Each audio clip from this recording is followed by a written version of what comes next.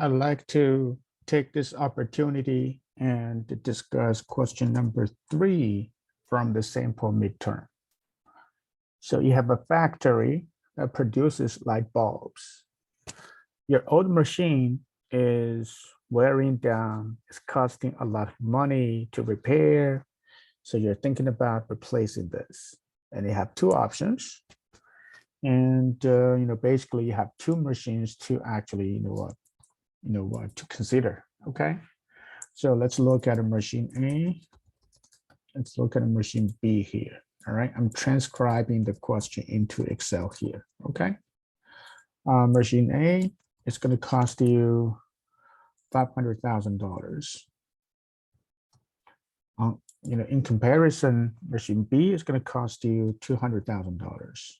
Okay, and let's look at the variable cost for each light bulb. So this is actually the variable cost. So the cost actually depends on how many light bulbs the machine produces. Okay, so it's 12 cents for machine A, and it's 25 cents for machine B. All right, and there's also fixed cost. All right, if you look at machine A, that's going to be $100,000 fixed cost, and for machine B, it's actually $75,000 fixed cost. Okay, and these two machines, they actually last different, a lifetime. Lifespan. All right, machine A is good for 10 years. Machine B is only good for 4 years. All right, so these are the differences. And we're talking about annual production. Annual production right now is actually 1 million light bulbs. So let me just put this down, okay?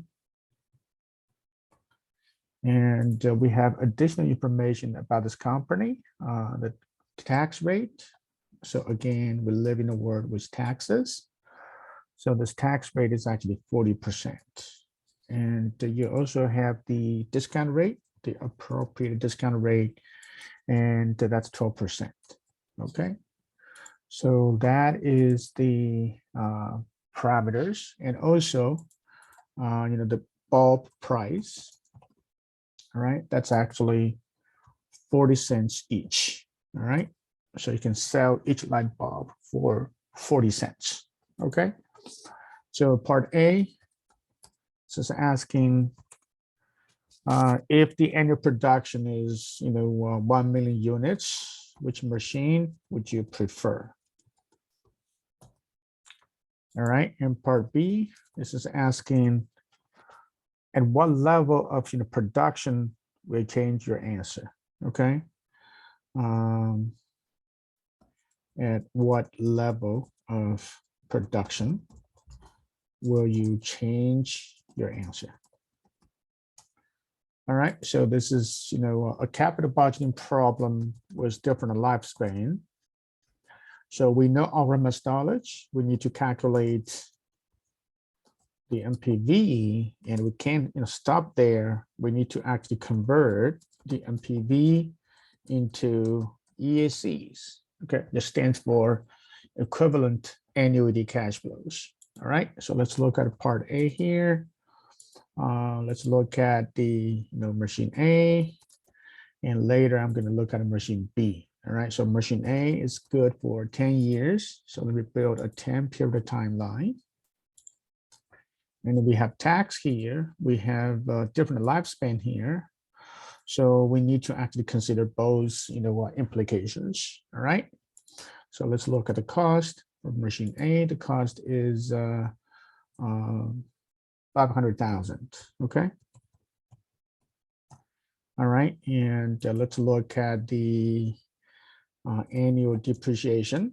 All right, so it doesn't mention, so we just say this is actually straight line depreciation.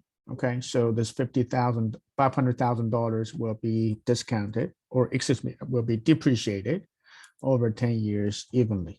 All right, and so let me just lock down this cell reference here, and I need to actually depreciate this over 10 years. Okay, so each year the depreciation is actually $50,000. All right, and I can copy this across. Okay, and let's look at your revenue. Your revenue is actually from selling the light bulbs. So right now your annual production is this much, and you can sell each one for 40 cents. So I need to actually log both